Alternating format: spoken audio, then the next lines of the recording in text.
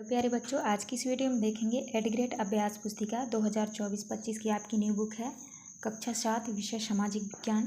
तो चलिए वीडियो की स्टार्ट करते हैं। यहाँ पे आपके सारे पाठों के जो नाम दिए हुए हैं आज की इस वीडियो में देखेंगे। अध्याय 8 में है 18वीं शताब्दी में नए राजनीतिक गठन। तो चलिए देखते हैं अध्याय 8। पहला प्रश्न आता है आपका, भारत के कौन से हिस्सों में जमींदार और किसानों के विद्रोह के कारण राजस्व की मात्रा में कमी आ गई? उत्तर होगा आपका उत्तरी और पश्चिमी। दूसरे में मुगल साम्राज्य के विघटन के समय सर्वाधिक महत्वपूर्ण एवं बड़ा प्रांत नहीं था। डी नंबर होगा आपका मालवा। इसके बाद तीसरे में है जाटों के प्रभुत्व क्षेत्र में कौन से शहर महत्वपूर्ण व्यापारिक केंद्र बन गए? तो आपका उत्तर होगा ए नंबर पानीपत तथा बल्लभगढ़। इसके बाद जो आता है आपका नेक्स्ट है चौथा में है मराठा सरदारों में कौन शामिल नहीं था? उत्तर होगा सूरजमल। इसके बाद पाँचवें में सूरजमल के राजनैतिक नियंत्रण में कौन कौन से क्षेत्र शामिल नहीं थे? उत्तर होगा बिहार तथा उड़ीसा। इसके बाद आपके रिक्त स्थानों वाले प्रश्न आते हैं।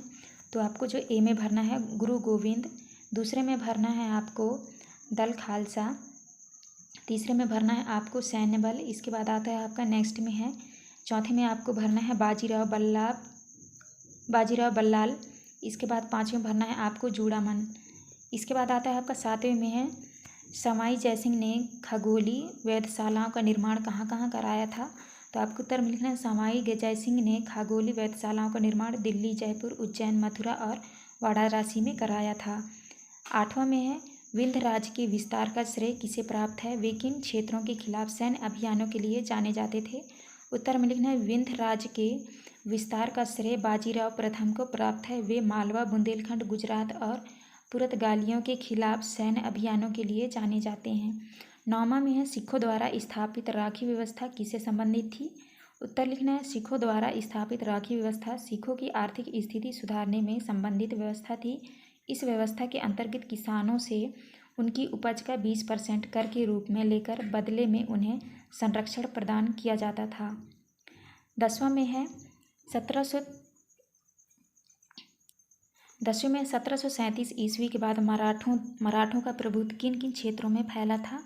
उत्तर में लिखना है 1737 ईस्वी के बाद मराठों का प्रभुत्व उत्तर में राजस्थान और पंजाब, पूर्व में बंगाल और उड़ीसा तथा दक्षिण में कर्नाटक और तमिल एवं तेलुगु क्षेत्रों तक फैला था। 11 में है जाट राज्य के प्रमुख व्यापारिक केंद्र कौन से थे? उत्तर में लिखना है जाट समृद्ध कृषक थे और अनेक प्रभुत्व क्षेत्र में पानीपत तथा बल्लभगढ़ जैसे शहर महत्वपूर्ण व्यापारिक केंद्र बन गए। जाटों की शक्ति सूरजमल के समय पराकाष्ठा पर पहुंची एवं सूरजमल के राज्य में भरतपुर शक्तिशाली राज्य के रूप में उभरा। 12 नंबर में है मराठा प्रशासन व्यवस्था का वर्णन कीजिए। आपको उत्तर में लिखना है अंतहीन सैन्य अभियानों के साथ साथ मराठों ने एक प्रभावी प्रशासन व्यवस्था तैयार की। जब किसी इलाके पर एक बार विजय अभियान पूरा हो जाता था और मराठों का शासन सुरक्षित हो जाता था तो वहाँ स्थानीय परिस्थितियों का ध्यान में रखते हुए धीरे धीरे भू राजस्व की मांग की गई, कृषि को प्रोत्साहित किया गया और व्यापार को पुनर्जीवित किया गया। 13 में सूबेदार के रूप में सदात खान द्वारा अवध में क्या कार्य किए गए थे? उत्तर में लिखना है शहादत खान ने अवध क्षेत्र में मुगल प्रभाव को कम करने की कोशिशों के चलते मुगलों द्वारा नियुक्त जागीरदारों की संख्या में कटौती कर दी।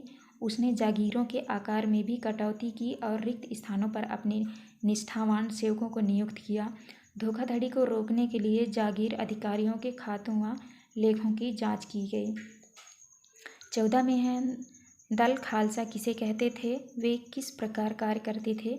उत्तर में लिखना है 18वीं शताब्दी में कई योग्य नेताओं ने नृत्य में सिखों ने अपने आप को पहले जत्थों में और बाद में मिसलों में संगठित किया। इन जत्थों और मिसलों की संयुक्त सेनाएं दल खालसा कहलाती थी। 15 में उन परिस्थितियों को लिखिए जिनके कारण मुगल साम्राज्य कमज़ोर होता गया। उत्तर में लिखना है औरंगजेब के उत्तराधिकारियों के शासनकाल में साम्राज्य के प्रशासन की कार्यकुशलता समाप्त होने लगी और मनसबदारों की शक्तिशाली वर्गों को वश में रखना केंद्रीय सत्ता के लिए कठिन हो गया। इस प्रकार मुगल साम्राज्य कमज़ोर होता गया। 16 में है मुगलों के विरुद्ध मराठों की सफलता के क्या कारण थे? उत्तर में लिखना है मराठों की सफलता का रहस्य यह था कि वे मुगलों के किलाबंद इलाकों से टक्कर ना लेते हुए उनके पास चुपचाप मिलकर शहरों कस्बों पर हमला बोलते थे और मुगल सेना से ऐसे मैदानी इलाकों में मुठभेड़ लेते थे जहां रसद पाने और कुमुक आने के रास्ते आसानी से रोके जा सकते थे। 17 में चौथे व सरदेशमुखी से क्या आशय था? उत्तर में लिखना है चौथे जमींदारों द्वारा वसूले जाने वाले भू राजस्व का 25% भाग है। दक्कन में इनको मराठा वसूलते थे। सरदेशमुखी दक्कन में मुख्य राजस्व संग्रहकर्ता को दिए जाने वाले भू राजस्व का 9 से 10% हिस्सा था। आपका लास्ट क्वेश्चन। यहाँ पे हमारी वीडियो कंप्लीट होती है। वीडियो अच्छी लगे तो प्लीज़ हमारे चैनल को लाइक एंड सब्सक्राइब करिएगा। मिलते हैं अब नेक्स्ट वीडियो।